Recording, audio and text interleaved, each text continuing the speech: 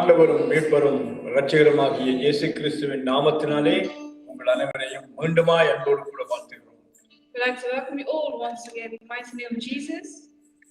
தேவன் தாமே மீண்டுமாய் ஒரு புதிய நாளை நமக்கு தந்திருக்கிறார். God has given us a new day. இந்த வாரம் முழுவதிலும் நம்மை கண்ணின் மணிகள் போல வழிநடத்தியிருக்கிறார். God has taken care of us and looked after us this past week. இந்த புதிய நன்னாளிலே அவரை ஆராதிக்கும்படியாக நாங்கள் தேவ சமூகத்திலே கூடி வந்திருக்கிறோம். We have gathered together today to worship and praise our Lord. வந்திருக்கக்கூடிய உங்கள் ஒவ்வொருவரையும் ஆண்டவர் தாமே ஆசீர்வதிப்பாராக. May God bless each and every one of you who have come today. இன்னும் நேரலையில் பார்த்துக் கொண்டிருக்கிற ஒவ்வொருவரையும் தேவன் தாமே ஆசீர்வதிப்பாராக. And may God bless the ones who are watching. இந்த நாளிலே நாங்கள் தேவனை ஆராதிக்க போகிறோம். We're going to worship the Lord today. கர்த்தர் நம்முடைய வாழ்க்கையிலே அநேக நன்மைகளை செய்திருக்கிறார். God has done many good things in our lives. இன்றைக்கும் தேவனுடைய சமூகத்திலே நம்மை நிறுத்தி வைத்திருக்கிறார். He has kept us steadfast in His midst. அவர் சொன்ன சொல்லு மாறாத தேவன். Our God, once He has spoken a word, He is never changing from that. அவர் சொன்ன வார்த்தையை நிறைவேற்றுகிற தேவன். He is the God who completes and fulfills the words He has spoken. Abraham சாராளுடைய வாழ்க்கையிலே அவர் என்னத்தை சொன்னாரோ அதை அவர் செய்து முடித்தார். Whatever He had promised to Sarah and Abraham, He fulfilled each and everything He said. அதுபோல எங்களுடைய வாழ்க்கையிலே அவர் எவைகளை எல்லாம் சொன்னாரோ அவைகளை எல்லாம் செய்து முடித்திருக்கிறார். ஹalleluya. Every one of our lives. தேவனுக்கு நன்றி சொல்லுகிறேன். தேவனுக்கு நான் நன்றி சொல்லுகிறேன். I give thanks to the Lord. நாங்கள் ஒரு பாடலை நாங்கள் பாடுவோம். Let's all sing a song together. கர்த்தரை ஆராதிக்க போறோம். ஹalleluya. Let's worship the Lord. என்னோடு கூட ஒருமனப்பட்டு தேவனை ஆராதியுங்கள். Join with me in this song.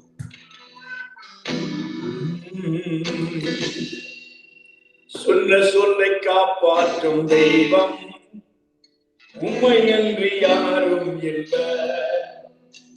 முடித்த துவக்கத்தை பார்க்கும் உங்களுக்கு ஈடே இல்லை. சொன்ன சொல்லை காப்பாற்றும் தெய்வம் உம்மையன்றி யாரும் இல்லை. முடித்தது துவக்கத்தை பார்க்கும் உங்களுக்கு ஈடே இல்லை. நீ சொல்லி அமராத புயலொன்று பார்த்ததில்லை.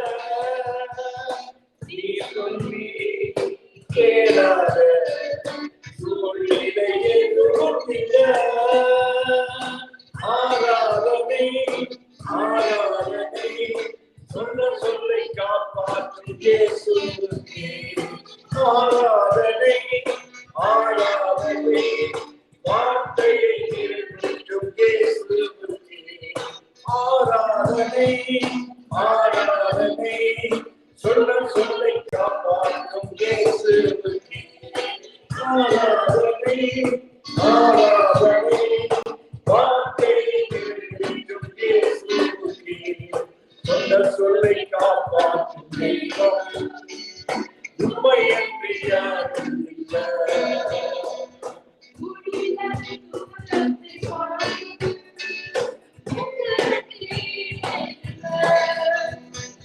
நீ பாட்டி காப்பாற்றுவே கைவிட மாட்டேன் நன்றி. நீ பாட்டி காப்பாற்றுவே கைவிட மாட்டேன் நன்றி. நான் வருகிறேன் அறிவுரை தோன்றும் வருபவரே. நான் வருகிறேன் அறிவுரை தெரியும் வாக்காளர் வருபவரே. ஆராதனை ஆராதனை சொன்ன சொல்லை காப்பாற்றும் இயேசுவுக்கே. ஆராதனை ஆராதனை வார்த்தையை நிறைவேற்றும் இயேசுவுக்கே. ஆராதனை ஆராதனை சொன்ன சொல்லை காப்பாற்றும் இயேசுவுக்கே. ஆராதனை ஆராதனை வார்த்தையை நிறைவேற்றும் இயேசுவுக்கே. சொன்னதை செய்யும் அளவும்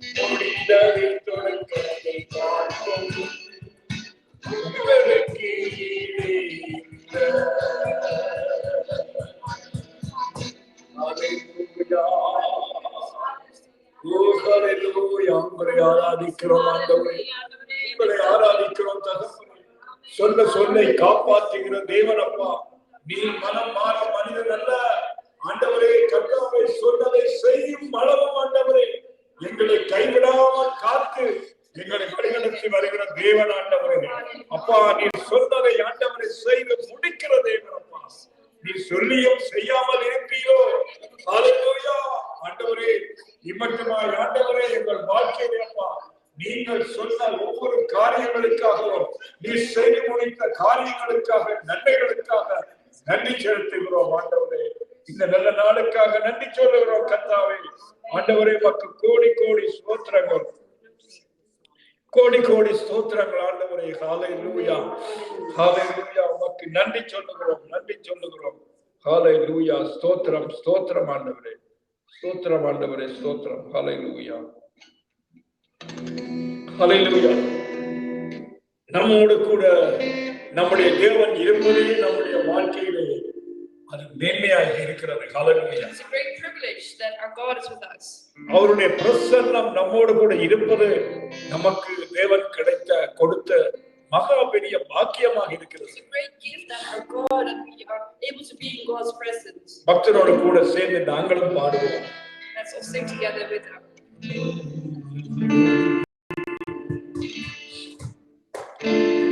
என்னோடு நீர் இருப்பதே என் வாழ்வின் மேன்மையா, என்னோடு நீர் வருவதே என் வாழ்வின் பாக்கியம் ஐயா. என்னோடு நீர் இருப்பதே என் வாழ்வின் மேன்மையா, வருவதே என் வாழ்வின் பாக்கியம் ஐயா. பிரசன்னமே தேவ பிரசன்னமே போதுமே என்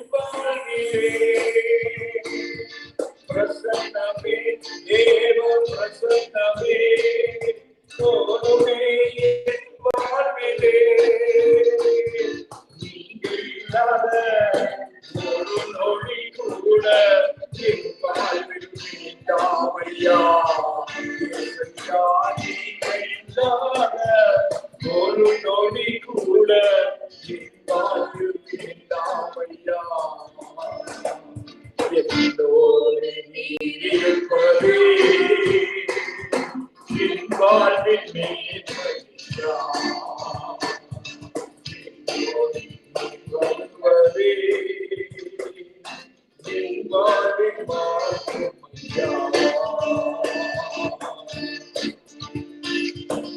இரவும் பகலும் உம்மிடமா இதயம் உம்மை தேடுதையா.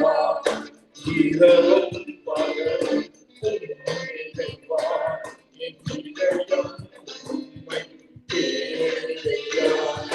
வறண்ட நிலமுறம் வாடி வானமழையாய் நீ வந்தீரையா.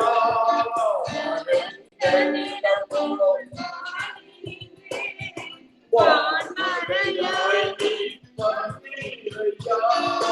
பிரசன்னமே தேவ பிரசன்னமே போதுமே என் வாழ்விலே.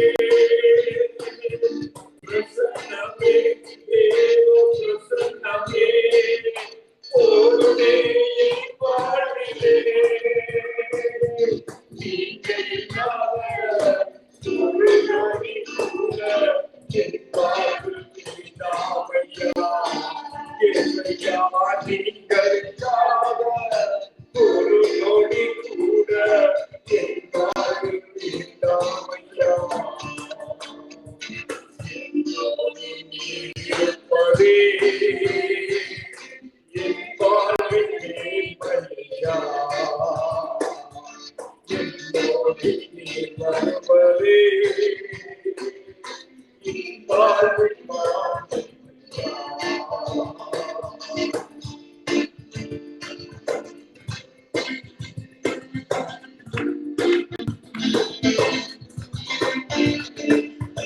உம்மை விட்டு பிரிக்கும் பாவங்களை முழு மனதோடு வெறுத்தேனையா. உம்மை விட்டு பிரிக்கும் பாவங்களை முழு மனதோடு வெறுத்தேனையா. பரிசுத்தம் இல்லாமல் ஒரு நாளும் தரிசிக்க முடியாதையா. இல்லாமல் ஒரு நாளும் தரிசிக்க முடியாதையா. பிரசன்னமே தேவ பிரசன்னமே போதுமே என் வாழ்விலே. பிரசன்னமே தேவ போதுமே என் வாழ்விலே. நீங்க இல்லாத ஒரு நொடி கூட என் வாழ்வில் வேண்டாமையா. இயேசையா, நீங்க இல்லாத ஒரு நொடி கூட என் வாழ்வில் வேண்டாமையா. என்னோடு நீர் இருப்பதே என் வாழ்வின் மேன்மையா. என்னோடு நீர் வருவதே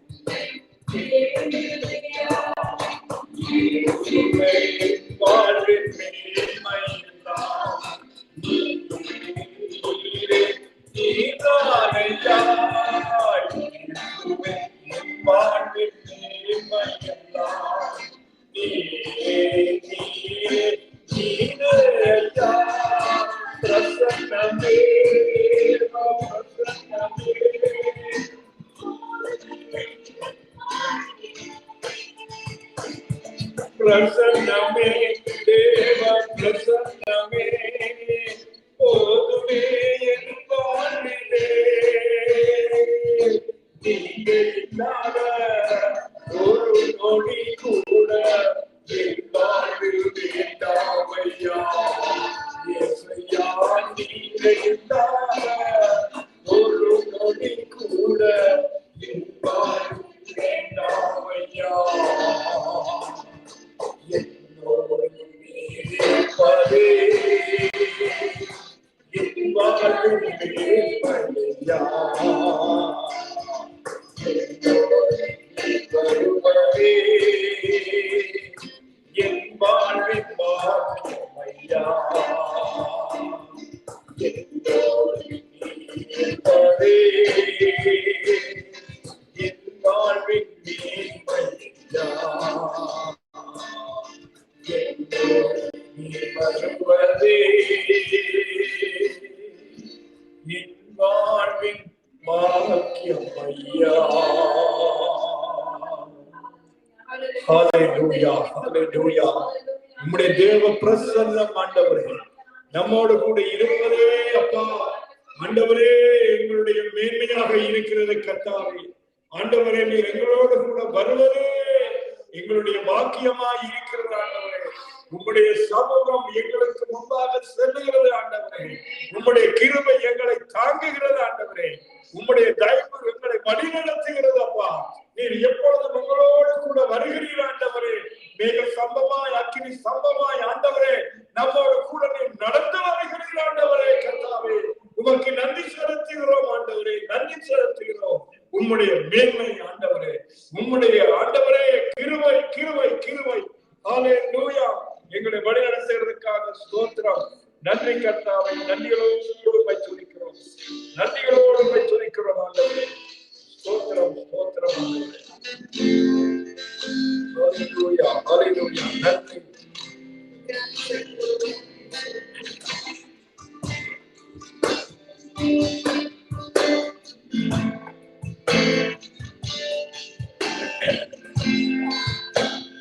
Give myself away.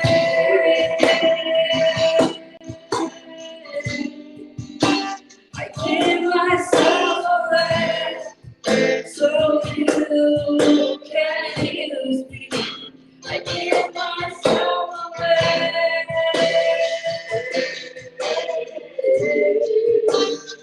Give myself away so you can use me. I give myself away.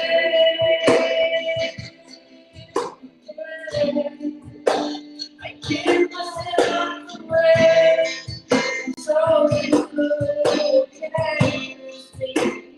Here I am, here I stand.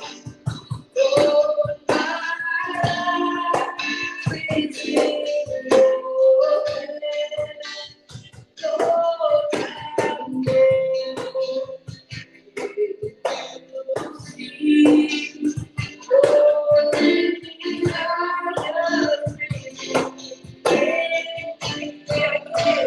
give myself away.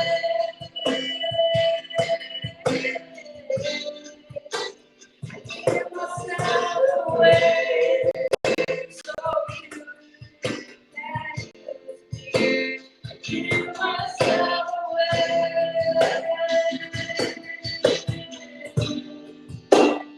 Give myself away so you can use me.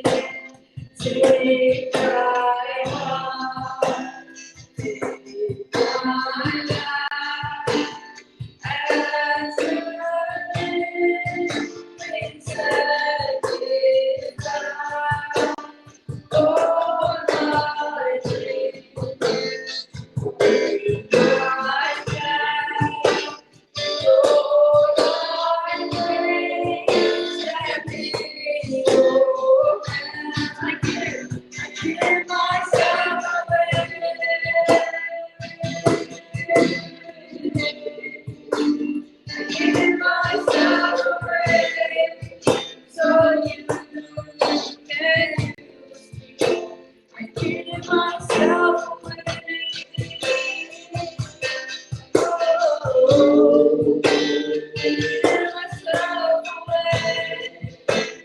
you can use me. My life is not my own. You are alone. I give myself to you. My life is not my own. You are alone.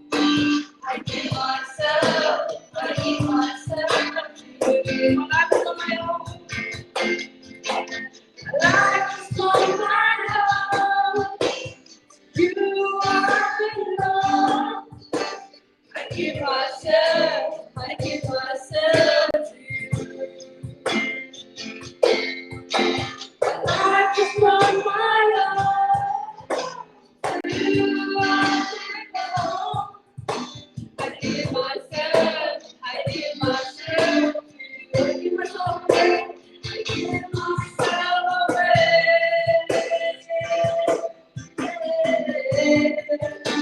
I give myself away, so you can use me.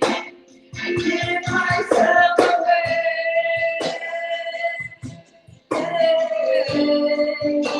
I give myself away, so you can use me.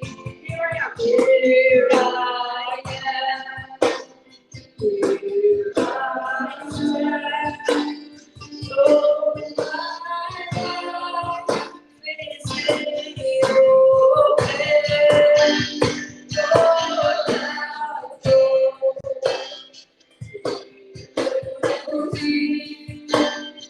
Lord,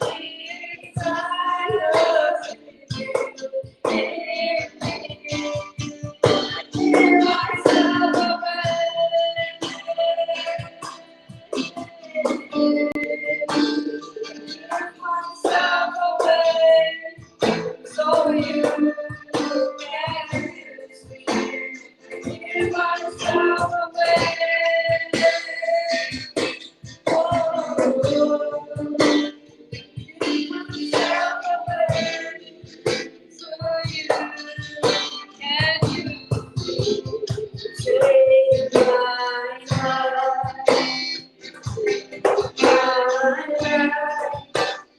As a living sacrifice, all my days, all my past, Lord, I praise and give your hand. Give myself away.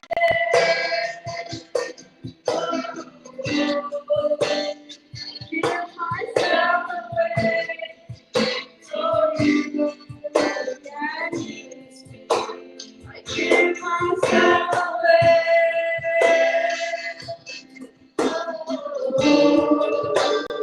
Give myself away, so you can use me. That's my own. Hallelujah. That's my own. You are enough. I give myself to you. My life is not my own. You are enough. I give myself to you. I give myself away. I give myself away, so you can use me. Give myself away.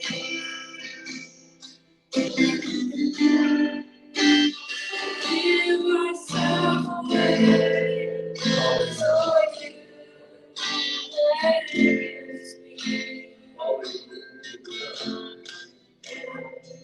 ஸ்தோத்திரம் ஆண்டவரே. Hallelujah. Hallelujah. Oh, thank you, Jesus. நன்றி ஆண்டவரே. இந்த நல்ல மாலை பொழுதுக்காக நன்றிகளோடு துதிக்கிறோம், ஸ்தோத்தரிக்கிறோம் கர்த்தாவே. ஆண்டவரே, நீர் எங்களோடு கூட ஆண்டவரே இருந்து கர்த்தாவே எங்களை நீர் வழிநடத்தி வருகிற தயவுக்காக மக்கள் நன்றி செலுத்துகிறோம் அப்பா. ஆண்டவரே, உம்மை பாடவும் துதிக்கவும் வைத்தீரே.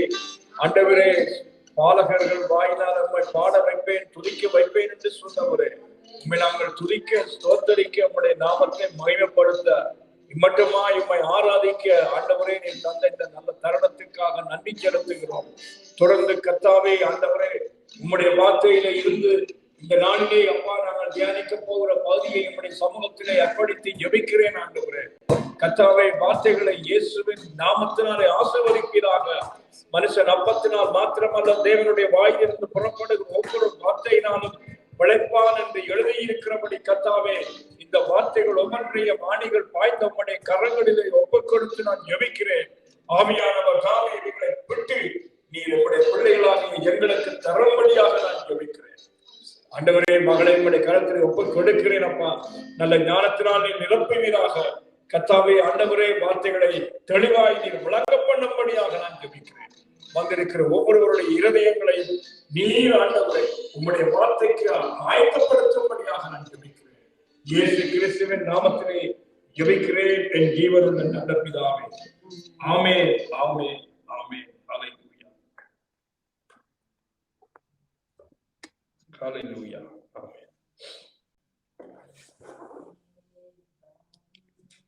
ஹல்லேலூயா.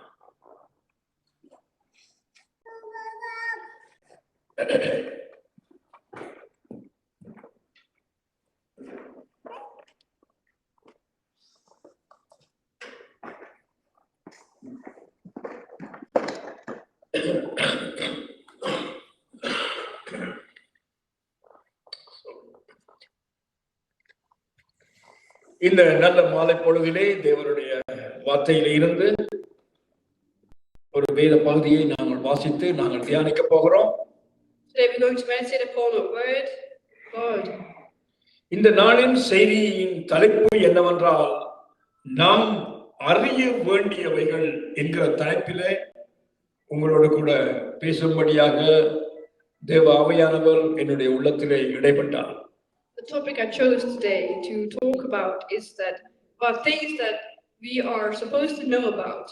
இந்த வார்த்தைகளை கேட்கிற பொழுது நீங்கள் ஒருவேளை நினைக்கலாம், இவைகள் எல்லாம் பழைய ஏற்பாட்டு காலத்திலே நடந்த காரியங்கள், ஆனால் இவைகள் ஒன்றும் எங்களுக்கு தேவையில்லை என்று கூட நீங்கள் நினைக்கலாம். You might say these are things that were mentioned in the Old Testament, so that it's not applied to us. ஆனால் பழைய ஏற்பாட்டின் நிறைவுதான் புதிய ஏற்பாடாக இருக்கிறது. But we see that the fulfillment of the Old Testament took place in the New Testament. ஆகையினாலே வேதத்திலே எழுதப்பட்டிருக்கிற 66 புத்தகங்களும் நமக்கு தேவை. That's right. The 66 books that are written in the Bible are all required for us. தேவன் தாமே பரிசுத்த ஆவியானவரால் எழுதப்பட்ட இந்த வார்த்தைகளை எங்களுடைய கரங்களிலே கொடுத்திருக்கிறார். God has given us these words that have been written through the Holy Spirit. ஆகையினால் இந்த வார்த்தைகள் எங்களுக்கு அல்ல அல்லது எங்களுக்கு வேண்டாம் என்று நாங்கள் சொல்ல முடியாது. So we can't say that, oh, these words are not applied to us, or we cannot say that, oh, we don't need these words. தேவ ஆவியானவர் நமக்கு எழுதி கொடுத்திருக்கிற அத்தனை வார்த்தைகளும் நமக்கு தேவையானவைகள், முக்கியமானவைகள். All the words that have been written in the Bible are all needed for us. இந்த நாளிலே 1 கொரிந்தியர் 10ஆம் அதிகாரம் முதல் 6 வசனங்களை முதலாவதாக நாங்கள் வாசித்து பிற்பாடு நாங்கள் மீதியான பகுதிகளை தியானிக்க போறோம். We are going to read from 1 Corinthians chapter 10 verse 6. அப்போஸ்தலனாகிய பவுலடிகள் கொரிந்து சபைக்கு எழுதுகிற பொழுது அவர் இப்படியாக எழுதுகிறார். When Apostle Paul wrote to the Corinthians, this is what he wrote. இப்படி இருக்க சகோதரரே, நீங்கள் எவைகளை அறிய வேண்டும் என்று இருக்கிறேன் என்றால், நம்முடைய பிதாக்கள் எல்லாரும் மேகத்துக்கு கீழாய் இருந்தார்கள், எல்லாரும் சமுத்திரத்தின் வழியாய் நடந்து வந்தார்கள். It says, for I do not want you to be ignorant of the fact, brothers and sisters, that our ancestors were all under the cloud, and that they all passed through the sea. இந்த வார்த்தையை ஆரம்பிக்கிற பொழுதே பவுலடிகளார் எழுதுகிறார் என்னவென்றால், சகோதரரே, நீங்கள் எவைகளை அறிய வேண்டும் என்று இருக்கிறேன், அதாவது நீங்கள் எவைகளை எல்லாம் நீங்கள் அறிய வேண்டும் என்று சொல்லி அவர் கட்டாயப்படுத்தி இந்த வார்த்தையை ஆரம்பிக்கிறதை நாங்கள் பார்க்கிறோம். So what we can see here clearly is that it says, "For I do not want you to be ignorant of the fact." அவர்கள் எப்படி வந்தார்கள்? நம்முடைய பிதாக்கள் எல்லாரும் மேகத்துக்கு கீழாய் இருந்தார்கள், எல்லாரும் சமுத்திரத்தின் வழியாய் நடந்து வந்தார்கள். So it says here that our ancestors were all under the cloud and that they all passed through the sea. எல்லாரும் மோசைக்கு உள்ளாக மேகத்தினாலும் சமுத்திரத்தினாலும் ஞானஸ்நானம் பண்ணப்பட்டார்கள். They were all baptized into Moses in the cloud and in the sea. எல்லாரும் ஒரே ஞான போஜனத்தை புசித்தார்கள். They all ate the same spiritual food. எல்லாரும் ஒரே ஞான பானத்தை குடித்தார்கள். And they all drank spiritual drink. எப்படியெனில் அவர்களோட கூட சென்ற ஞான கண்மலையின் தண்ணீரை குடித்தார்கள். They drank from the spiritual rock that accompanied them. அந்த கண்மலை கிறிஸ்துவே. And that rock was Christ. அப்படி இருந்தும் Nevertheless, அவர்களில் அதிகமான பேர்களிடத்தில் தேவன் பிரியமாய் இருந்ததில்லை. God was not pleased with most of them. ஆதலால் வனாந்தரத்திலே அவர்கள் அழிக்கப்பட்டார்கள். Therefore the bodies were scattered in the wilderness. ஒரே ஞானஸ்நானத்தை பெற்றார்கள். So they all took baptism. ஒரே போஜனத்தை போசித்தார்கள். And they had the same spiritual food and drink. ஒரே தண்ணீரை ஞான பானத்தை குடித்தார்கள். They drank from the spiritual rock. ஆனாலும் இவர்கள் எல்லாரிலும் என் தேவன் பிரியமாய் இருந்ததில்லை என்று சொல்லுகிறார். But it says that God was not pleased with most of them. ஆதலால் வனாந்தரத்திலே அவர்கள் அழிக்கப்பட்டார்கள் என்று எச்சரிக்கிறார். Because this reason is warning here that their bodies were scattered in the wilderness. அவர்கள் இச்சித்தது போல நாமும் பொல்லாங்கானவைகளை இச்சியாதபடிக்கு இவைகள் நமக்கு திருஷ்டாந்தமாய் இருக்கிறது. Now these things occurred as examples to us from setting our hearts on evil things as they did. அப்படி என்றால் அருமையான தேவனுடைய பிள்ளைகளே, Just like that, my dearly beloved children of God. அவர்கள் இவைகள் எல்லாவற்றையும் செய்தார்கள். So they did everything. ஞானஸ்நானம் பெற்றார்கள். They took baptism. நல்ல தேவனுடைய போஜனத்தை புசித்தார்கள். They had spiritual food and drink. தேவனுடைய ஞானபானத்தை குடித்தார்கள். They drank from the spiritual rock. ஆனாலும் அவர்களில் தேவன் பிரியமாய் இருந்ததில்லை என்று வேதம் சொல்லுகிறது. However, God was not pleased with most of them. அப்படி என்றால் அவர்களில் தேவன் பிரியமாய் இருக்காமல் இருந்ததற்கு காரணம் என்ன? So what is the reason for God not being pleased with them? ஏதோ அவர்கள் தேவனுக்கு பிரியமில்லாத காரியங்களை செய்ததினாலே தேவன் அவர்கள் மேல் பிரியமாய் இருக்கவில்லை. It is because they did evil things against God. இன்றைக்கு அருமையான தேவனுடைய பிள்ளைகளே, Therefore today, my dearly beloved children of God, இன்றைக்கு சபைகளாய் இருக்கக்கூடிய தேவனுடைய சபைகளிலே all the churches in this world, நாங்கள் அநேகமாக கூடி வந்து கர்த்தரை ஆராதிக்கிறோம். we come to the church and we worship God. நாங்கள் எல்லோரும் ஞானஸ்நானம் பெற்று தேவ சமூகத்திலே தேவனுடைய போஜனத்தை பானம் பண்ணுகிறோம். We all have taken baptism and we are worshiping the Lord. தேவனுடைய சமூகத்திலே ஒருமனதாய் கூடுகிறோம்.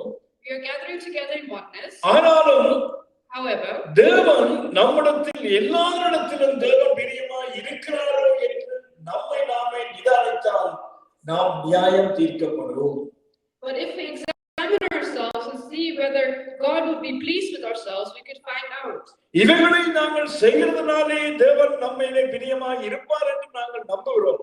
We believe that if we do certain things, if we go to church and take baptism, that God will be pleased with us. ஆனால் இவைகளை நாங்கள் செய்தாலும் But even if we do these things, இவைகளை விட தேவனுக்கு பிரியமான காரியங்களை நாங்கள் அதிகமாக நாங்கள் செய்ய வேண்டியவர்களாக இருக்கிறோம். we have to do even more and greater things to please the Lord. அன்றைக்கு இருந்த எங்களுடைய முற்பிதாக்கள் செய்த தவறுகளை இன்றைக்கு பவுலடிகளார் நமக்கு எழுதி வைத்திருக்கிறார்.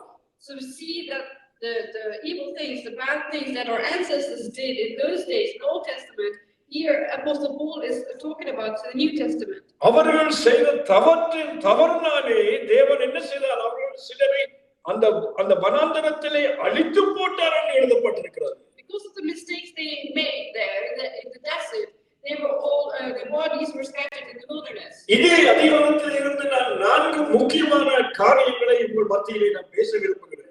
I would like to talk to you about 4 important things from this passage. அவர்கள் செய்த முதலாவது காரியம் என்னவென்றால், So what the first thing was here that they did, அதே 1 கொரிந்தியர் 10ஆம் அதிகாரம் 7ஆம் வசனத்தை முதலாவது வாசித்து பாருங்கள். we can read this from the same chapter, verse 7. அங்கே இருந்த ஜனங்கள் புசிக்கவும் குடிக்கவும் உட்கார்ந்து விளையாட எழுந்திருந்தார்கள் என்று எழுதியிருக்கிறபடி அவர்களில் சிலர் விக்கிரக ஆராதனைக்காரர் ஆனது போல நீங்களும் ஆகாதிருங்கள் என்று எச்சரிக்கிறார். Says, do not be idolaters, as some of them were, as it is written, the people sat down to eat and drink and got up to indulge in revelry. ஜனங்கள் உண்மையிலே நல்லவர்களாக புசிக்க குடிக்க உட்கார்ந்தான் இருந்தார்கள். It is true that they sat down and ate.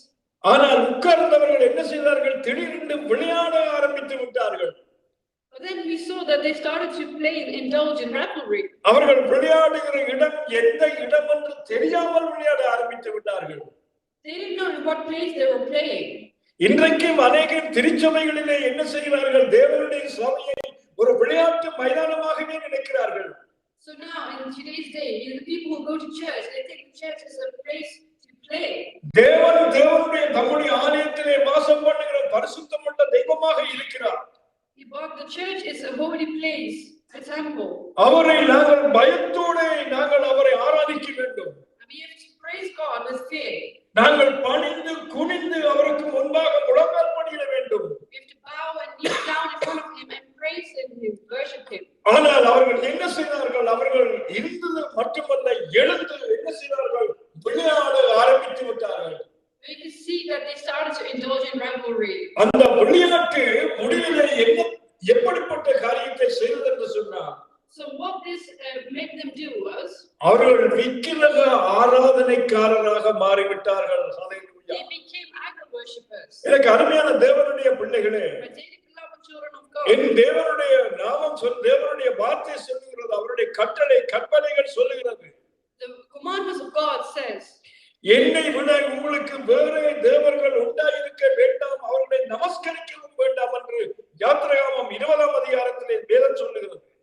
In Exodus it says that you shall not praise and worship any other god other than me. அப்படி என்று சொன்னால் என் ஆவியான தேவன் விக்கிரக வழிபாட்டை முற்றிலுமாக வெறுக்கிறார். It means that our God completely dislikes, he hates these idols and these idol worshippers. என் தேவன் தன்னுடைய மகிமையை வேண்டு ஒரு விக்கிரகத்துக்கு ஒரு கொடுக்கிறவர் அல்ல. He's not a God who would want you to go and worship idols. அவர் ஆவியாய் இருக்கிற தேவன். He's a spiritual, a living God. அவரை ஆவியோடும் உண்மையோடும் நாங்கள் ஆராதிக்க வேண்டும். We have to praise and worship him in truth. அவரை நாங்கள் பயபக்தியோடு கூட பணிந்து குனிந்து நாங்கள் ஆராதிக்க வேண்டும். We have to fear him and we have to praise and worship him with that respect. கர்த்தருக்குரிய மகிமையை மகத்துவங்களை நாங்கள் செலுத்தி நாங்கள் அவரை ஆராதிக்க வேண்டும். We have to give him all the praise and honor that he deserves. இன்றைக்கு தேவ சபைகளிலே நாங்கள் என்ன செய்கிறோம்? சிந்தித்து பாருங்கள். What are we doing in the church of God today? இன்றைக்கு தேவ சபைகளிலே உட்கார்ந்தவர்கள் என்ன செய்கிறார்கள்? திடீரென்று எழுந்து என்ன செய்கிறார்கள்? நடனம் ஆடுகிறார்கள். தேவ சபையிலே உட்கார்ந்தவர்கள் எழுந்திருந்து நடனம் ஆடுகிறார்கள். The ones who were sitting in the church, they were standing up and they're dancing around. ஏனென்றால் நடனம் ஆடினால்தான் தேவ சமூகத்திலே நாம் மகிழ்ச்சியாக இருக்கலாம் என்று நினைக்கிறார்கள்.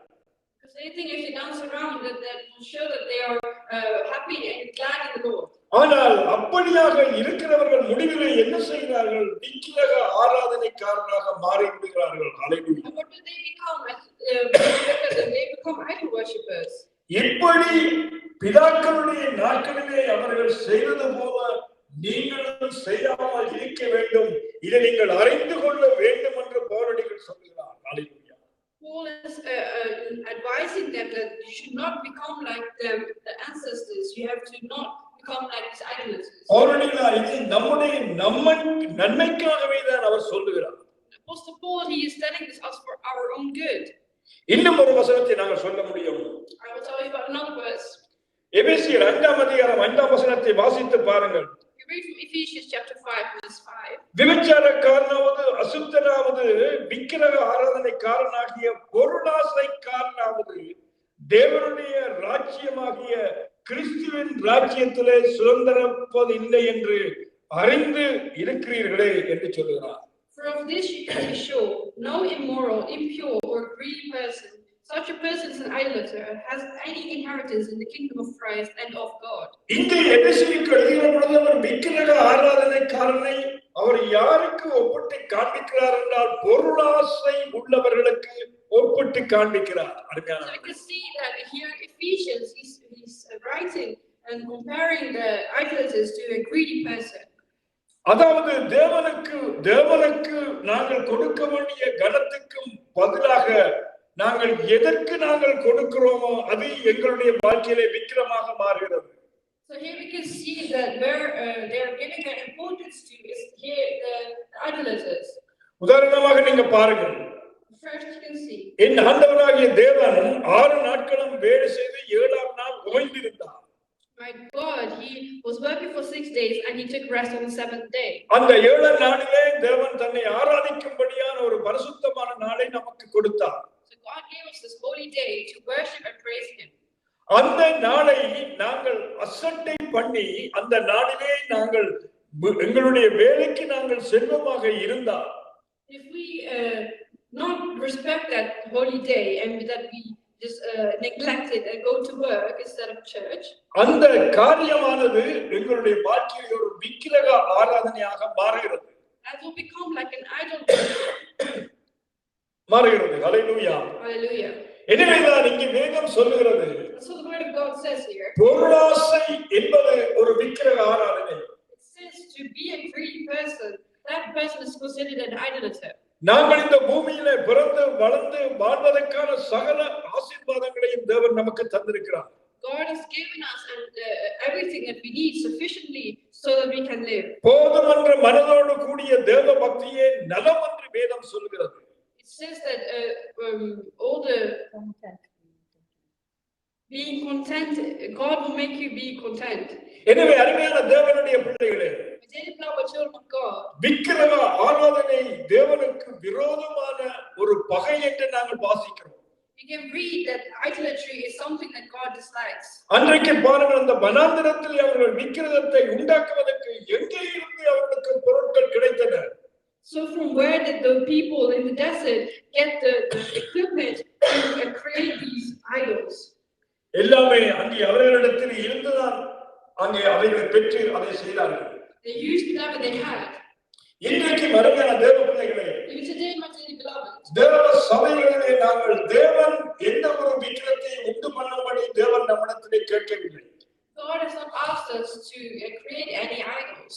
ஏனென்றால் அவர் ஆவியாய் இருக்கிறார். Because he is his living spirit. ஆவியான தேவன் தம்மை ஆவியோடும் உண்மையோடும் தொடர்பு கொள்ள வேண்டும் என்று விரும்புகிறார். God asks us to praise and worship him in spirit and in truth. அவர் நம்மிடத்திலே எந்த பொன்னையும் பொருளையும் அவர் எதிர்பார்க்கவில்லை. God didn't ask us any gold or any other things. அவர் நம்மிடத்திலே கேட்பது எல்லாம் நம்முடைய இருதயத்தை தேவன் கேட்கிறார். God is asking for our hearts. ஏனென்றால் அவர் நம்முடைய இருதயத்திலே அவர் வாசம் பண்ணுகிறவராக இருக்கிறார். Because he takes place and he lives in our hearts. எங்களுக்குள்ளே அவர் உலாவி எங்கள் தேவனாய் இருக்க விரும்புகிறார் என்று சொல்லுகிறார். He says that he wants to live within our hearts. எங்களுடைய வாழ்க்கையை நாங்கள் விக்கிரக வழிபாட்டை வெறுத்து தேவனை நாங்கள் பின்பற்ற வேண்டும். அதை தேவன் எதிர்பார்க்கிறார். God wants us to leave all these idolatry aside and go towards the Lord and seek him. அருமையான தேவனுடைய பிள்ளைகளே, நீங்கள் அறிய வேண்டியவைகளில் முதலாவது என்னவென்றால் விக்கிரக ஆராதனை தேவனுக்கு விரோதமான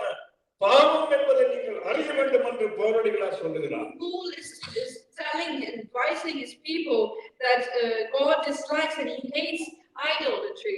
இரண்டாவதாக, Secondly, 1 கொரிந்தியர் 10ஆம் அதிகாரம் 8ஆம் வசனத்தை வாசித்து பாருங்கள். we read from 1 Corinthians chapter 10 verse 8. பாருங்கள், ஞானஸ்நானம் பெற்றவர்கள்தான் தேவபானத்தை உண்டவர்கள்தான் தேவனோடு கூட வந்தவர்கள்தான். ஆனால் அவர்களில் சிலர் வேசித்தனம் பண்ணி ஒரே நாளில் 23,000 பேர் விழுந்து போனார்கள். அதுபோல நாமும் வேசித்தனம் பண்ணாதிருப்போமாக என்று சொல்லுகிறார். அல்லேலூயா. We should not commit sexual immorality as some of them did, and in one day 23,000 of them died. எனக்கு அருமையான தேவனுடைய பிள்ளைகளே, Beloved children of God, அந்த வனாந்தரத்திலே அந்த இடத்திலே அப்படிப்பட்ட சிந்தனை எப்படி வந்தது அவர்களுக்கு? how did they get these kind of thoughts in their minds? அங்கே தேவனுடைய பிரசன்னம் இருந்தது. தேவனுடைய கூடாரம், அதாவது தேவனுடைய மேகஸ்தம்பம் இரவு பகலாக நடந்து கொண்டிருக்கிறது. The presence of God was there. The fire of God was there. எல்லா பரிசுத்தவான்களும் அவர்களோடு கூட இருக்கிறார்கள். All of these holy, righteous people were around them. இப்படி இருக்கிற பொழுது அவர்களுடைய சிந்தனையிலே இப்படிப்பட்ட பாவம் எங்கே இருந்து வந்தது? So where did these thoughts and all these sins come from? அவர்களில் சிலர் தேவனுக்கு பயமில்லாமல் இருந்ததனாலே இந்த காரியம் வந்தது. It is because some of them did not fear the Lord. அதிலே எத்தனை பேர் அங்கே விழுந்து போனார்கள் பாருங்கள். You can see how many people died in one day. 23,000 பேர் அங்கே விழுந்து போனார்கள். 23,000 people died. காரணம் என்ன?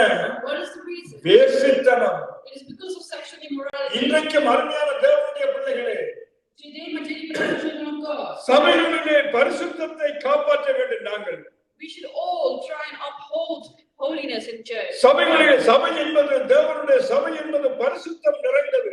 The church is supposed to be a holy and righteous place. அங்கே பரிசுத்த ஆவியானவர் நம் மூலமாக கிரியை செய்கிறவராக இருக்கிறார். It's a place where God works through us. தேவ சபையிலே தேவன் அசைவாடுகிறவராக இருக்கிறார். It's a place where God is present. அவர் நம் மத்தியிலே இறங்குற பொழுது நாங்கள் பரிசுத்தமாக இருக்க வேண்டும் என்று தேவன் விரும்புகிறார். God wants us to be holy. பரிசுத்தம் இல்லாமல் ஒருவனும் தேவனை தரிசிக்க முடியாது என்று வேதம் சொல்கிறது. The word of God says, whoever is not holy shall not be able to seek the face of the Lord. ஆகையாலே அன்றைக்கு அந்த ஜனங்கள் என்ன செய்தார்கள்? ஒரு சிலர் என்று வேதம் சொல்கிறது. That's what the word of God says. It says some of them. இன்றைக்கும் சபையிலே இருக்கக்கூடிய நம்முடைய பிள்ளைகள் எல்லாரும் நல்ல ஒரு சிலர். That's what even in our church today, it's not all of them, it is some of them. அது யாராகவும் இருக்கலாம். It could be anyone. ஒரு சிலர் செய்கிறதுனாலே அங்கே இருக்கப்பட்ட அத்தனை மக்களும் அங்கே விழுந்து போகிறார்கள். அருமையானவர்களே, And it's because of some of them are committing this, the rest of them are getting affected by this. கலத்தியர் 5:19-21 வரை வாசித்து பாருங்கள். We read from Galatians chapter 5 verses 19 to 21. மாம்சத்தின் கிரியைகள் வெளியரங்கமாய் இருக்கின்றன. The acts of the flesh are obvious. அவையாவன விபச்சாரம், வேசித்தனம், அசுத்தம், காமவிகாரம், விக்கிரக ஆராதனை, பில்லிசூனியம், பகைகள், விரோதங்கள், வைராக்கியங்கள், கோபங்கள், சண்டைகள், பிரிவினைகள், மார்க்க பேதங்கள், பொறாமைகள், கொலைகள், வெறிகள், களியாட்டுக்கள் முதலானவைகளே. இப்படிப்பட்டவைகளை செய்கிறவர்கள் தேவனுடைய ராஜ்யத்தை சுதந்தரிப்பது இல்லை என்று முன்னே நான் சொன்னது போல இப்பொழுதும் உங்களுக்கு சொல்லுகிறேன் என்று பவுலடிகளார் கலாத்தியர் சபைக்கு எழுதுகிறார்.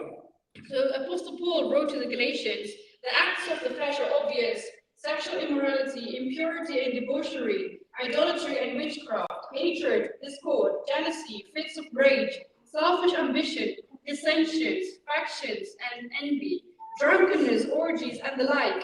I warn you, as I did before, that those who live like this will not inherit the kingdom of God. ஏனென்றால் இவர்களை செய்ததினாலே அன்றைக்கு 23,000 பேர் அங்கே அழிக்கப்பட்டார்கள். It is because of these acts that the 23,000 people died that day. கர்த்தருடைய வருகையை எதிர்பார்த்துக் கொண்டிருக்கிற அருமையான தேவனுடைய பிள்ளைகளே, Those who are expecting the second coming of our Lord Jesus Christ. இப்படிப்பட்ட காரியங்களை ஒரு மனிதன் விரும்பி ஒருவரும் செய்வதில்லை. No man does this with the desire to do this. ஆனால் சில சூழ்நிலைகள் மனுஷனை இப்படிப்பட்ட நிலைக்கு கொண்டு வந்து விடுகின்றன. Certain situations, people in these kind of situations. அவர்கள் எல்லோரும் தப்பு பண்ணவில்லை, பாவம் செய்யவில்லை. Not all of them have committed any mistakes or sins. சிலர் இப்படிப்பட்ட காரியத்தை செய்தார்கள் என்று சொல்லி நமக்கு பவுலடிகளார் அறியத் தருகிறார். ஹல்லேலூயா. It's told to us by Apostle Paul that not all of them did this, but some of them. இன்றைக்கும் நம்மிலே சிலர் இப்படிப்பட்ட காரியங்களை செய்கிறவர்களாக இருக்கலாம். So even today, not all of us are doing this, some of them. அவர்களை கண்டும் காணாதவர்கள் போல சில மேய்ப்பர்கள் இருக்கிறதையும் நாங்கள் காணலாம். But we also see the leaders of these churches who know about these situations, but still they don't pay attention to it. இப்படிப்பட்ட மந்தையிலே இருக்கக்கூடிய யாராவது தவறு பண்ணினால் அவர்களை நிச்சயமாக விசாரிக்க வேண்டும் என்பது தேவனுடைய கட்டளையாக இருக்கிறது. It is God's command that if anyone commits a mistake and you're the leader of that herd, you have to go and talk to them about it and warn them. ஆகையால் அருமையான தேவனுடைய பிள்ளைகளே, Therefore, my dearly beloved children of God, இவைகளில் இருந்து நாங்கள் நம்மை விடுவித்து காமிக்க வேண்டும். ஹல்லேலூயா. so we have to relieve ourselves from this situation. எல்லா விதத்திலும் நாமே காத்துக்கொள்ள வேண்டும். We have to protect ourselves from everything. ஏனென்றால் இந்த கடைசி காலத்திலே தெய்வ பயம் இல்லாத ஒரு காலமாக மாறி போகிறது அருமையானவர்களே. Because this time of day has become a time where people have lost the fear of God. இன்றைக்கு பார்ப்பீர்களாக இருந்தால் தேவனுடைய பிள்ளைகளுக்கு விரோதமாக, ஊழியக்காரர்களுக்கு விரோதமாக எத்தனையோ காரியங்கள், கதைகளை எல்லாம் பேசிக் கொண்டிருக்கிறார்கள். Because even many people are gossiping and spreading rumors about children of pastors' families and also about other servants of God. தெய்வ பயமே இல்லாமல் போய்விட்டது அருமையானவர்களே. The fear of God has been lost, my dear beloved. என் தேவனுடைய வார்த்தை சொல்லுகிறது, The word of God says, இந்த சிறியவனுக்கு விரோதமாக நீங்கள் எதை செய்கிறீர்களோ அதை எனக்கு செய்கிறீர்கள் என்று ஆண்டவராக இயேசு கிறிஸ்து சொல்லியிருக்கிறார். the word of God has said, the Lord God said that whatever you do against my people, it shall, I get affected by this. இன்றைக்கு தேவனுடைய ஊழியக்காரருக்கு விரோதமாக எவ்வளவாய் நாங்கள் பேசுகிறோம். Even today we are speaking again bad about other servants of God and leaders. தேவன் அவரவருடைய காரியங்களை தேவன் பார்த்துக் கொள்வார். God will handle them. தேவன் அவர் தூரத்திலே அல்ல, God is not far away. அவர் சமீபமாய் இருக்கிறார். He is near to us. அவருடைய கண்களுக்கு மறைவாக யாருமே இல்லை. There is nothing that is hidden from the அவருடைய eyes. கண்கள் பூமியிலே விளையாடிக் கொண்டிருக்கின்றன. God's eyes are always upon this earth. ஒவ்வொருவரும் செய்கிற அத்தனை காரியங்களையும் தேவன் காண்கிறவராக இருக்கிறார். And God sees every single thing that happens in this place. ஆகையினால் தான் வனாந்திரத்திலே அத்தனை ஜனங்கள், லட்சக்கணக்கான ஜனங்கள் வருகிற பொழுது குறிப்பிட்ட ஜனத்தை என் தேவன் அழித்தார் என்று வேதம் சொல்லுகிறது. That's why we see, even though the group of people that were in the desert were many, but there were some of them who committed these mistakes and God saw them. ஏனென்றால் இருக்கிற மற்ற பரிசுத்தவான்களை இவர்கள் என்ன செய்யக்கூடாது? பரிசுத்த குலைச்சல் ஆக்கக்கூடாது. அருமையானவர்களே, Because they should not do anything about this holiness. அருமையான தேவனுடைய பிள்ளைகளே, But dearly beloved children of God, மூன்றாவதாக நாங்கள் பார்க்கிறோம், thirdly we'll see, 1 கொரிந்தியர் 10ஆம் அதிகாரம் 9ஆம் வசனத்தை வாசித்து பாருங்கள். if you read from 1 Corinthians chapter 10 verse 9, it says, அவர்களில் சிலர் கிறிஸ்துவை பரீட்சை பார்த்து பாம்புகளால் அழிக்கப்பட்டார்கள். அதுபோல நாமும் கிறிஸ்துவை பரீட்சை பாராதிருப்போமாக என்று எழுதியிருக்கிறார். it says, we should not test Christ, as some of them did and were killed by snakes. நீங்கள் வேதத்திலே வாசித்து பாருங்கள். If you read in the Bible, பழைய ஏற்பாட்டு பரிசுத்தவான்கள் வனாந்தரத்திலே எத்தனை தடவைகள் தேவனுக்கு விரோதமாக தேவனை பரீட்சை பார்த்தார்கள். we can see how many times they tested God in the Old Testament. அங்கே மோசேக்கு விரோதமாக முறுமுறுக்கிறார்கள். They murmured against Moses. நாங்கள் உண்பதற்கு எப்பொழுதும் இந்த மன்னாவை தேவன் கொடுக்கிறார், எங்களுக்கு வேற ஏதாவது இறைச்சிகள் கிடைக்காதா என்று முறுமுறுக்கிறார்கள், பரீட்சை பார்க்கிறார்கள். They were murmuring against Moses and they were testing. They were saying that we are receiving manna every day. Can we not get any meat or anything else to eat? மோசேக்கு விரோதமாக முறுமுறுத்ததை தேவன் கேட்டார் என்று வேதம் எழுதியிருக்கிறது. The word of God says that God heard that when the people murmured against Moses. அப்படி என்றால் மோசேயை அல்ல, தேவனுடைய ஊழியக்காரர்களை ஒருவரையும் நாங்கள் பரீட்சை பார்க்க கூடாது. That means that we should not test any of the servants of God. ஏனென்றால் நாங்கள் பரீட்சை பார்க்கிற பொழுது அதை தேவன் காண்கிறவராக, கேட்கிறவராக இருக்கிறார். ஹல்லேலூயா. When we test and examine all of these servants of God, my God is seeing all of this. இதை நீங்கள் ஒருவேளை அறிந்திருக்கலாம். You might know about this already. ஆனால் இன்றைக்கு தேவன் சொல்கிறார், God is telling you today. இவைகளை இனிமேல் எங்களுடைய வாழ்க்கையிலே நாங்கள் அதிகமாக தியானித்து நடக்க வேண்டும் என்று தேவன் சொல்கிறார். God says that we have to pay more heed to all of His word and we have to be respectful towards others. பாருங்கள், அவர்கள் தண்ணீருக்காக அங்கே பரீட்சை பார்த்தார்கள். You can see that they tested against the water. ஆகாரத்துக்காக பரீட்சை பார்த்தார்கள். They tested against the food they consumed. அங்கே மோசேயோடு கூட முறுமுறுக்கிறார்கள். They are murmuring to Moses. நாங்கள் மரணிப்பதற்கு எகிப்திலே இடமில்லாமலா எங்களை இந்த வனாந்தரத்திலே கொண்டு வந்து எங்களை அடிக்கிறவா கொண்டு வந்து என்று முறுமுறுக்கிறார்கள் ஜனங்கள். The people started to murmur against Moses, saying that, is this the reason why you brought us from Egypt so that we can die and starve here in the desert? கர்த்தருக்கு பிரியமான தேவனுடைய பிள்ளைகளே, But then, beloved children of God, N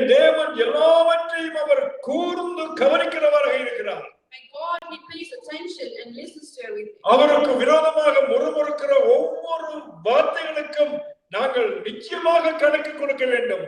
We definitely have to explain, justify all of our explanations that we have to all the deeds that we have done. நீங்கள் ஆண்டவராகிய இயேசு கிறிஸ்துவினுடைய வாழ்க்கையை பார்க்கலாம். We look at the life of Lord Jesus Christ. அவருடைய வாழ்க்கையில் ஒரு மகாபெரிய சோதனை வந்தது. A great test came in his life. பாருங்கள் என்ன செய்கிறார், அங்கே ஆண்டவராகிய இயேசு கிறிஸ்து ஞானஸ்நானம் பெற்ற பிற்பாடு So this was when Jesus took baptism, after his baptism. பிசாசானவன் ஆவியானவராலே சோதிக்கப்படும்படியாக மலைக்கு கொண்டு போகிற வனாந்திரத்துக்கு கொண்டு போகப்படுகிறார். So the devil took him to the holy city and tested him. அங்கே நீங்க பாருங்கள், நாங்கள் வாசிக்கலாம். அங்கே நாங்கள் வாசிக்கலாம். And we read in மத்தேயு 5:7 நீங்க வாசிக்கலாம். 5 முதல் 7 வரை நீங்க வாசிக்கலாம். அப்பொழுது பிசாசு அவரை பரிசுத்த நகரத்துக்கு கொண்டு போய் தேவாலயத்து உப்பரிகையின் மேல் அவரை நிறுத்தி, நீ தேவனுடைய குமாரனே ஆனால் தான குதியும், ஏனெனில் தம்முடைய தூதர்களுக்கு உம்மை குறித்து கட்டளையிடுவார், உமது பாதம் கண்ணில் இடராதபடிக்கு அவர்கள் உம்மை கைகளிலே ஏற்றுக்கொண்டு போவார்கள் என்பதாய் எழுதியிருக்கிறது என்று சொன்னான். அதற்கு இயேசு, உன் தேவனாகிய கர்த்தரை பரீட்சை பாரார் இருப்பாயாக என்றும் எழுதியிருக்கிறதே என்றார். ஹல்லேலூயா. It says that the devil took him to the holy city and had him stand on the highest point of the temple.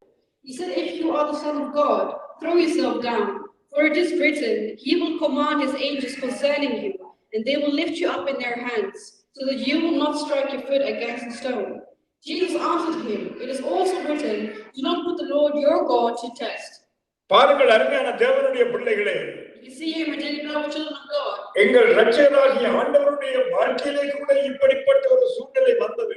we can see that even in the life of our Lord Jesus Christ, he was being tested. ஆனால் அவர் என்ன சொல்லுகிறார், உன் தேவனாகிய கர்த்தரை பரீட்சை பாராது இருப்பாயாக என்று எழுதி இருக்கிறது என்று சொன்னார். ஹல்லேலூயா. He also said, it is also written, do not put the Lord your God to the test. ஆகையினாலே அவர் சொன்ன வார்த்தையினாலே என்ன செய்தார், அந்த இடத்திலே பிசாசினுடைய அந்த காரியத்திலே இருந்து அவர் ஜெயித்துக் கொண்டார். So we can see here that in that situation he won that test against the devil. ஆனால் அன்றைக்கோ நம்முடைய பிதாக்கள் என்ன செய்தார்கள், அவர்கள் அதற்கு கீழ்ப்படியவில்லை. Or we can see that about our ancestors in those days, they did not obey the commandments. அவர்கள் தேவனை பரீட்சை பார்த்தார்கள். They tested our God. பரீட்சை பார்த்ததனாலே தேவனுடைய அழிவுகளை அவர்கள் சந்தித்தார்கள். And because they tested God, they were facing destruction. இவைகளையும் நீங்கள் அறிய வேண்டும் என்று நான் உங்களுக்கு சொல்லுகிறேன் என்று பவுல் சொல்லுகிறார். And Paul wrote there as well, saying, I want you to know about this fact. இன்னொரு காரியம் கடைசியாக நான் சொல்லுகிறேன். Lastly, I want to tell you about another fact. 1 கொரிந்தியர் 10:10 வாசித்து பாருங்கள். We read from 1 Corinthians chapter 10 verse 10. அவர்களில் சிலர் முறுமுறுத்து சங்காரக்காரனாலே அழிக்கப்பட்டார்கள், அதுபோல நீங்களும் முறுமுறுக்காதிருங்கள் என்று சொல்லுகிறார். It says, and do not grumble as some of them did and were killed by the destroying angel. முறுமுறுப்பு தேவனுக்கு பிரியமில்லாத காரியம். You can see that grumbling is something that God does not like. பாருங்கள், அந்த ஜனங்களுக்கு தேவன் எவ்வளவோ நன்மை செய்கிறார். You see that God does many good things. அந்த அடிமைத்தன வீடாகிய எகிப்திலிருந்து அவர்களை சுமந்து கொண்டு ஒரு தகப்பன் தன் தோள்களிலே சுமந்து கொண்டு வருகிறது போல சுமந்து கொண்டு வருகிறார். We can see that our God is carrying all of them on his shoulders like fathers to their child. அவர்களுக்கு விரோதமாக இருந்த பார்வோனின் சேனைகளை அதட்டி அந்த ஜனங்களை காப்பாற்றிக் கொண்டு வருகிறார். You can see that God saved them from many things and then he took them through the desert. அந்த ஜனங்களுக்கு தேவையான அத்தனை காரியங்களையும் அவர் வனாந்தரத்திலே செய்கிறார். எல்லாவற்றையும் அவர் செய்து கொண்டிருக்கிறார். You can see that God is providing them with everything they need in the desert. 40 ஆண்டுகள் அவர்கள் வனாந்தரத்திலே நடந்து வந்த பொழுதும், even though they were walking for 40 years in the desert, அவர்களுடைய துணிகள் கந்தையாகவில்லை, அவர்களுடைய கால்களிலே போட்டிருந்த பாதரட்சைகள் பழுதடையவும் இல்லை என்று எழுதப்பட்டிருக்கிறது. It's written that in the Bible that the clothes they were wearing and the shoes they were wearing, they never grew old, they never grew weary, they all were like new. அப்படியாக தேவன் அவர்களுக்கு தேவையான சகலவற்றையும் அவர் அந்தந்த நேரத்திலே அவர் சந்தித்துக் கொண்டு வருகிறார். We can see that God fulfilled each and every need that they had in their journey. காலையிலே எழுந்தவுடன் தேனிட்ட பணியாரம் போல அந்த வானத்து மன்னாவை அவர் கொடுக்கிறார்.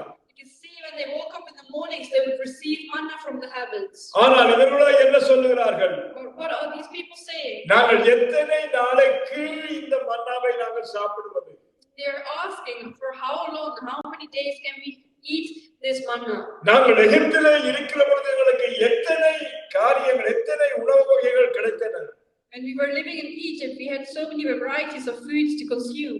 ஏன் எங்களுக்கு இப்படி இந்த ஆகாரத்தை மட்டும் அவர் கொடுக்கிறார் என்று முறுமுறுக்கிறார். They started murmuring and asking why God is only giving manna for them to eat. ஆனால் தேவனுடைய பிள்ளைகளே, My dearly beloved children of God, கர்த்தர் நம்முடைய தேவைகளை அவர் சந்திக்கிறவராக இருக்கிறார். God fulfills each every need that we have. எந்த வேளையிலே எந்த நேரத்திலே என்ன தேவை என்பதை என் தேவன் அறிந்திருக்கிறார். My God knows about all the needs that we have in our lives. அவர் அவருடைய சித்தத்தின்படி அன்றன்று நமக்கு ஆகாரத்தை கொடுக்கிறவர். God's providing us with the food and drinks that we need at all the times of the day.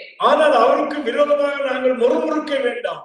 We should not grumble against God. கர்த்தர் கொடுத்த ஆகாரத்துக்காக நன்றி சொல்லி ஜெபத்தோடு கூட அந்த ஆகாரத்தை புசியுங்கள். We should give thanks to the Lord for giving us this food, and we should consume the food with a grateful heart. அதுவே நமக்கு போதுமானதாக இருக்கும், போஷாக்காய் இருக்கும். That should be content for them. இல்லாத ஒன்றுக்காக நாங்கள் என்ன செய்யக்கூடாது? நாங்கள் தேவனிடத்திலே முறுமுறுக்க கூடாது.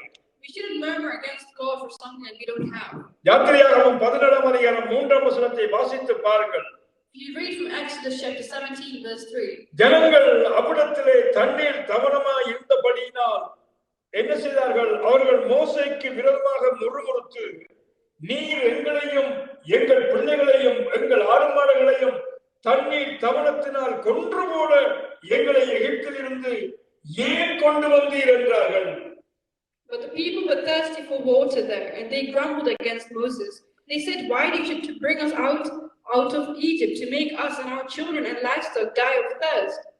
பாருங்கள், மோசே அந்த ஜனங்களோடு எவ்வளவாய் 40 வருஷங்களை அந்த ஜனங்களோடு இருந்து Moses was with his people for 40 years. அந்த ஜனங்களுக்கு தேவையான எல்லாவற்றையும் தேவனிடத்திலே ஜெபத்தோடு கேட்டு வாங்கி கொடுத்து கொண்டே இருக்கிறார். So he fulfilled all of the needs that his people had by praying to God, and God gave them what they needed. ஆனால் இந்த ஜனங்கள் என்ன சொல்லுகிறார்கள்? But what are his people saying? எங்களை ஏன் இந்த தண்ணீர் இல்லாத இந்த இடத்துக்கு நீர் கொண்டு வந்தீர் என்று கேட்கிறார்கள். Why did you bring us out of Egypt to this place where we do not have water? முறுமுறுப்பு தேவனுக்கு விரோதமான ஒரு பகை என்று வேதம் சொல்கிறது. God does not like grumbling. அருமையான தேவனுடைய பிள்ளைகளே, Dearly beloved children of God, நீங்கள் அறிய வேண்டியவை என்று சொல்லி வேதம் நமக்கு கற்றுக் கொடுக்கிற காரியங்களை பாருங்கள். see the things that Apostle Paul is teaching us in the Bible to advise us. விக்கிரக ஆராதனை, Is idolatry, வேசித்தனம், is sexual immorality, தேவனை பரீட்சை பார்த்தல், is testing our God, தேவனுக்கு விரோதமாக முறுமுறுத்தல், and murmuring against God. இவைகளை நாங்கள் எப்பொழுதும் எங்கள் சிந்தனையிலே நாங்கள் வைத்திருக்க வேண்டும். We have to keep this all in our heads. காரணம், இவைகளினாலே அவர்களுக்கு நடந்த ஏற்பட்ட காரியத்தை நாங்கள் அறிந்திருக்கிறோம். The reason being, we know about the examples they've given us, and we have to pay heed to it. இது ஏதோ பழைய ஏற்பாட்டு காலத்து மக்களுக்கு தான் நடந்தது என்று சொல்ல வேண்டாம். We should not say that these things only happened to the ancestors in the Old Testament. இன்றைக்கும் புதிய ஏற்பாட்டு கால மக்களுக்கு இது பொருந்தும் என்று தான் பவுலடிகளார் சொல்லுகிறார். So Paul has written this in the New Testament because it also applies to us. 1 கொரிந்தியர் 10:11-12 வாசித்து பாருங்கள். You read for 1 Corinthians chapter 10 verses 11 and 12. இவைகள் எல்லாம் திருஷ்டாந்தங்களால் அவர்களுக்கு சம்பவித்தது. உலகத்தின் முடிவு காலத்தில் உள்ள நமக்கு எச்சரிக்கை உண்டாக்கும்படி எழுதப்பட்டும் இருக்கிறது. இப்படி இருக்க தன்னை நிற்கிறவன் என்று எண்ணுகிறவன் விழாவதபடி இல்லாதபடிக்கு எச்சரிக்கையாய் இருக்க கடவன் என்று வேதம் சொல்லுகிறது. These things happened to them as examples and were written down as warnings for us, on whom the culmination of the ages has come. So if you think you are standing firm, be careful that you don't fall. அப்போ இதுவரையிலும் இந்த வேதத்திலே அவர் உங்களுக்கு விளங்கப்படுத்தி சொன்ன காரியங்கள் எல்லாம் So all the things that he has warned us and has given advice about, நமக்கு திருஷ்டாந்தங்களாக எழுதப்பட்டிருக்கிறது என்று சொல்லுகிறார். they were written down as warnings for us. அது மட்டுமல்ல, Not only that, நமக்கு எச்சரிப்பு உண்டாக்குறதாகவும் இருக்கிறது என்று சொல்லுகிறது. it is also given to us as warning. ஆகையாலே நாங்கள் நிற்கிறோம் என்று சொல்லுகிற நாங்கள் So those of us who are thinking we are standing firm, விழாதபடிக்கு எச்சரிக்கையாக இருக்க வேண்டும் அருமையானவர்களே. be careful that you don't fall. இன்றைக்கு இந்த செய்தியை கேட்டுக்கொண்டிருக்கிற அருமையான தேவனுடைய பிள்ளைகளே, So the ones who are listening to the word of God today, நாங்கள் கிறிஸ்துவுக்குள்ளே நிற்கிறோம் என்று சொல்லுகிற பிள்ளைகளே, us who are standing in the midst of God, saying we are children of God, இந்த வார்த்தைகளை கேட்ட நீங்கள் you who have lived to the listen to the விழுந்து word of God, போகாதபடிக்கு எச்சரிக்கையாக இருங்கள் அருமையான தேவனுடைய பிள்ளைகளே. be careful that you don't fall. யாக்கோபு அடிகளார் இப்படியாக சொல்லுகிறார், James written like this, அவனவன் தன் சுய இச்சையினாலே இழுக்கப்பட்டு சிக்குண்டு சோதிக்கப்படுகிறான். பின்பு இச்சையானது கற்பந்தரித்து பாவத்தை பிறப்பிக்கிறது. பாவம் பூரணமாகும் பொழுது மரணம் வருகிறது, மரணத்தை பிறப்பிக்கும் என்று யாக்கோபு அடிகளார் சொல்லுகிறார். but each person is tempted when they are dragged away by their own devil desire and enticed. Then, after desire has conceived, it gives birth to sin, and sin, when it is full grown, gives birth to death. அப்படி என்று சொன்னால் அன்றைக்கு அந்த வனாந்திரத்திலே என்ன நடந்தது? What happened there in the desert? அங்கே அவர்களுக்குள்ள இருந்த இச்சை இப்படிப்பட்ட காரியத்தை நடப்பித்தது. That evil desire made them conceive these things. பேதுருவிடம் என்ன சொல்கிறார்? What is Peter saying? பிரியமானவர்களே, அந்நியர்களும் பரதேசிகளுமாய் இருக்கிற நீங்கள் ஆத்மாவுக்கு விரோதமாய் போர் செய்கிற மாம்ச இச்சைகளை விட்டு விலகுங்கள் என்று எழுதப்பட்டிருக்கிறது. Says, dear friends, I urge you, as foreigners and exiles, to abstain from sinful desires which wage war against your soul. அப்படி என்றால் நம்முடைய மாம்ச இச்சைகள் என்ன செய்கின்றன? தேவனுக்கு பிரியமில்லாத காரியங்களை நடப்பிக்கிறது. What is it saying? That the sinful desires are leading us to things that are not good for our souls. பேதுரு இப்படியாக சொல்கிறார். Peter also says this. ஏனென்றால் மாம்சத்தில் பாடுபடுகிறவன் இனி மாம்சத்தில் இருக்கும் காலம் வரைக்கும் மனுஷனுடைய இச்சைகளின்படி பிழைக்காமல் தேவனுடைய சித்தத்தின்படியே பிழைக்கத்தக்கதாக பாவங்களை விட்டு ஓய்ந்திருப்பானாக என்று எழுதப்பட்டிருக்கிறது. It says, as a result, when they do not live the rest of their earthly lives for evil and human desire, but rather for the will of God. எங்களுடைய மாம்சத்துக்கு விரும்பிய காரியங்களை செய்யாதபடி நாங்கள் தேவ சித்தத்தின்படி செய்கிறவர்களாக பாவங்களை விட்டு விலகும்படியாக பேதுரு நமக்கு ஆலோசனை கொடுக்கிறார். Peter is telling us, advising us that we should not spend the rest of our life for these evil human desires, but for the will of God. பவுலடிகளார் தீத்துவுக்கு எழுதுகிற பொழுது, when Paul wrote to Titus, தீத்து 3ஆம் அதிகாரம் 3-5 வரையும் வாசித்து பாருங்கள். You read from Titus. ஏனென்றால் முற்காலத்திலே நாமும் புத்தியினமும் கீழ்ப்படியாதவர்களும் வழி தப்பி நடக்கிறவர்களும் பலவித இச்சைகளுக்கும் இன்பங்களுக்கும் அழைக்கப்பட்டவர்களும் துர்க்குணத்தோடும் பொறாமையோடும் ஜீவனம் கொண்டவர்களும்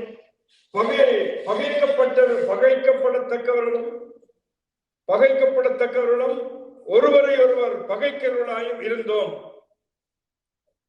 நம்முடைய இரட்சகராகிய தேவனுடைய தயையும் மனுஷன் மேலுள்ள அன்பும் பிரசன்னமான போது நாம் செய்த நீதியின் கிரியைகளின் நிமித்தம் அவர் நம்மை ரட்சியாமல்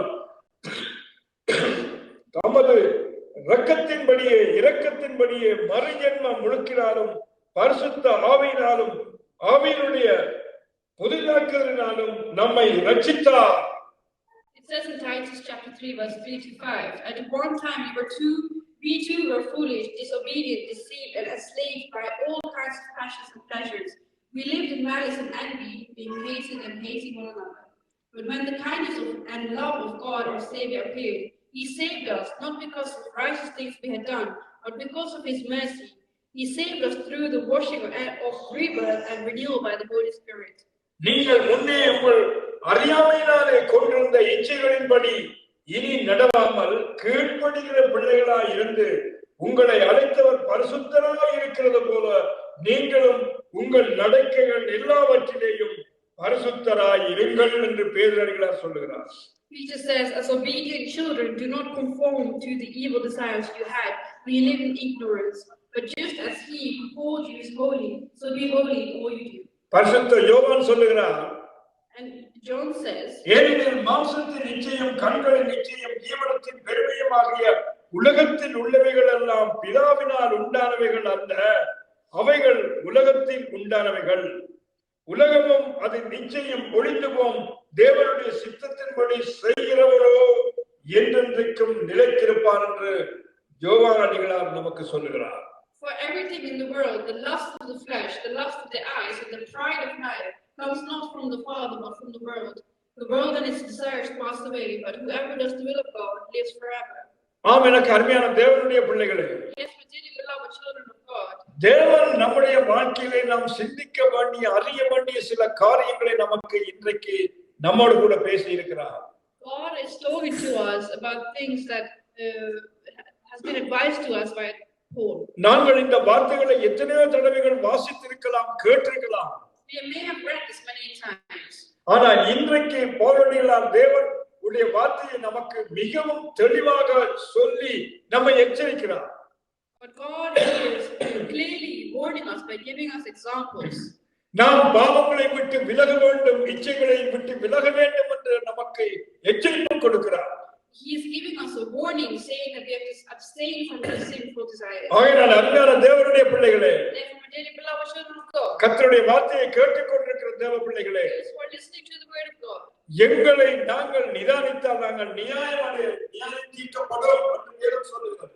we examine ourselves, we should not be judged when we go to heaven. நிற்கிறோம் என்று சொல்லுகிற நாங்கள் விழுந்து போகாதபடியாக எச்சரிக்கையாக இருக்க வேண்டும். Those who are thinking they're standing firm, be careful that you do not fall. ஏனென்றால் இந்த நாட்கள் கடைசி காலமான நாட்களாக இருக்கிறது. Because the days we're living in are the last days. இங்க எத்தனையோ தேவ செய்திகள், எத்தனையோ ஆசீர்வாதமான செய்திகள் நம்மை தேடி வருகின்றன. Many words of God, many blessings are coming our way. செழிப்பு செழிப்பு செழிப்பு செழிப்பு என்று சொல்லியே தேவ ஊழியக்காரர்கள் தேவ செய்திகளை பேசிக் கொண்டிருக்கிறார்கள். They are all talking about flourishing and success. ஆனால் செழிப்பு மட்டும் போதாது அருமையானவர்களே. But success is not the only thing that is required in life. தேவனை நாங்கள் அறிகிற அறிவு நமக்கு தேவை. We need to know the knowledge of God. எந்த நிலையிலே நாங்கள் வாழ்கிறோம் என்பதை நாங்கள் நினைத்து பார்க்க வேண்டும். We have to examine ourselves and see how well we know the Lord. நம்மை நாமே சோதிக்க வேண்டும். We have to examine ourselves. சிந்தித்து பார்க்க வேண்டும் அருமையான தேவனுடைய பிள்ளைகளே. Think about this, my dearly beloved. வேத வசனம் திட்டமும் தெளிவாக நம்மோடு பேசுகிறது. The word of God is talking to us clearly. விக்கிரக ஆராதனைக்கு விட்டு ஓடு விலகியோடு என்று வேதம் சொல்லுகிறது. It says to run away from these idolatries. வேசித்தனத்தை விட்டு விலகியோடு என்று வேதம் சொல்லுகிறது. It says to run away from these immoralities. உன் தேவனை பரீட்சை பார்க்காமல் இருப்பாயாக என்று வேதம் சொல்லுகிறது. God says, do not test your God. முறுமுறுக்காதே தேவனுக்கு விரோதமாக என்று வேதம் சொல்லுகிறது. The word of God says to not grumble against God. இவைகளை எல்லாம் நம்முடைய வாழ்க்கையிலே நாங்கள் வைத்திருப்போமாக இருந்தால் If we keep these things in our life, தேவன் அதற்கான தண்டனையை நம்முடைய வாழ்க்கையிலே அனுமதிப்பார். God will give the punishments that are நாங்கள் required. ஜெபம் செய்வோம். Let's pray. அன்பின் பரலோக பிதாவே, அருமையான இந்த நல்ல வேளைக்காக உம்மை நன்றியோடு துதிக்கிறோம். Dear Heavenly Father, we thank you for this time. தேவரே, நீர் பேசிய உம்முடைய வார்த்தைகளுக்காக நன்றி செலுத்துகிறோம். We thank you for the words you have spoken to us. பரிசுத்த ஆவியானவரே, இந்த வார்த்தைகள் ஒவ்வொன்றும் உம்முடையவைகள் ஆண்டவரே. All these words that I've spoken are your spiritual words. நீ கொடுத்த வார்த்தைகளை அடியவன் பேசினேன். I spoke the words that you have given to me. கர்த்தாவே, வார்த்தையை கேட்ட உம்முடைய பிள்ளைகளுடைய இருதயங்களை நீ ஒருமுறை கர்த்தாவே சுத்திகரிக்கும்படியாக நான் ஜெபிக்கிறேன். May you cleanse the minds of your people. ஆண்டவரே, அவருடைய வாழ்க்கையிலே ஏதாவது பாவ சிந்தனைகள் இருந்தால் அவைகளை இந்த நேரத்திலே தாமே அவைகளை விட்டு நீர் எடுத்து போடுவீராக. Lord, may you cleanse all the desires and all the thoughts that it might have to commit. அவர்களை பரிசுத்தப்படுத்துவீராக. May you make them holy. உம்முடைய இரத்தம் சகல பாவங்களையும் கழுவி சுத்திகரிக்கின்ற கர்த்தாவே நீர் அழைத்தவர் உண்மையுள்ளவர். Lord, you, the one who has called us forward, you are the truth. நீர் பரிசுத்தராய் இருக்கிறது போல நாமும் பரிசுத்தமாக வாழ எங்களை பரிசுத்தப்படுத்துவீராக. Help us to become holy, just as holy as you are. ஒருவேளை இந்த செய்தியை கேட்டுக்கொண்டிருக்கிற யாராவது தேவனை அறியாமல் இருக்கலாம். If the ones who are watching this our life, they might not know you. என் தேவன் இயேசு உங்களை அழைக்கிறார். Our Lord God is calling you. அவர் சொல்லுகிறபடி நான் பரிசுத்தர், அதுபோல நீங்களும் பரிசுத்தமாய் இருங்கள் என்று தேவன் சொல்லுகிறார். Lord God says that I am holy, you have to become holy. இந்த பரிசுத்தத்துக்கு நம்மை நாங்கள் ஒப்புக் கொடுப்போமாக இருந்தால், If we offer ourselves to the Lord, ஆண்டவர் நம்மை முற்று முழுதுமாய் கழுவி சுத்திகரிக்க வல்லமையுள்ளவராய் இருக்கிறார். our Lord God will cleanse us fully. அவருடைய சமூகத்திலே நாமை அர்ப்பணிப்போம். We have to dedicate ourselves to the Lord. ஆண்டவர் தாமே உங்கள் ஒவ்வொருவரையும் ஆசீர்வதிப்பாராக. May God bless each and every one of you. இயேசுவின் நாமத்திலே ஜெபிக்கிறேன் என் ஜீவனுள்ள நல்ல பிதாவே. In the name of Jesus I pray. Amen. Amen. எல்லோருமாய் சேர்ந்து நாங்கள் சொல்லுவோம். Let's all say together. என் ஆத்துமாவே கர்த்தரை ஸ்தோத்திரி, என் முழு உள்ளமே அவருடைய பரிசுத்த நாமத்தை ஸ்தோத்திரி. என் ஆத்துமாவே கர்த்தரையே ஸ்தோத்திரி, கர்த்தர் செய்த சகல உபகாரங்களையும் என்றென்றும் மறவாதே. ஆமென், ஆமென். நம்முடைய கர்த்தராகிய இயேசு கிறிஸ்துவின் கிருபையும் பிதாவாகிய தேவனுடைய அன்பும் பரிசுத்த ஆவியானவருடைய வழிநடத்தலும் நம் அனைவரோடும் கூட இருப்பதாக. ஆமென், ஆமென். கர்த்தர் தாமே உங்கள் ஒவ்வொருவரையும் ஆசீர்வதிப்பாராக. May God bless each and every one of you. தொடர்ந்து எங்களுடைய வாராந்த ஜெப நாட்கள் இருக்கின்றன. We have our weekly meetings. நீங்கள் எங்களோட கூட இணைந்து கொள்ளலாம். You can join us. அநேகர் இணைந்து எங்களோட கூட நீங்கள் ஜெபிக்கிறீர்கள். Many of you are joining us in prayer. ஜெபத்தை கேட்கிறவர் உங்களுக்கு ஜெபத்திற்கு பதில் தருவார். ஹல்லேலூயா. The Lord who listens to our prayers, He will definitely fulfill them. அதுபோல உங்களுடைய ஜெப தேவைகளையும் நீங்கள் எங்களுக்கு அறிவிக்கலாம். If you have any prayer requests, you can let us know. நாங்கள் உங்களுக்காக ஜெபிப்போம். We will pray for you.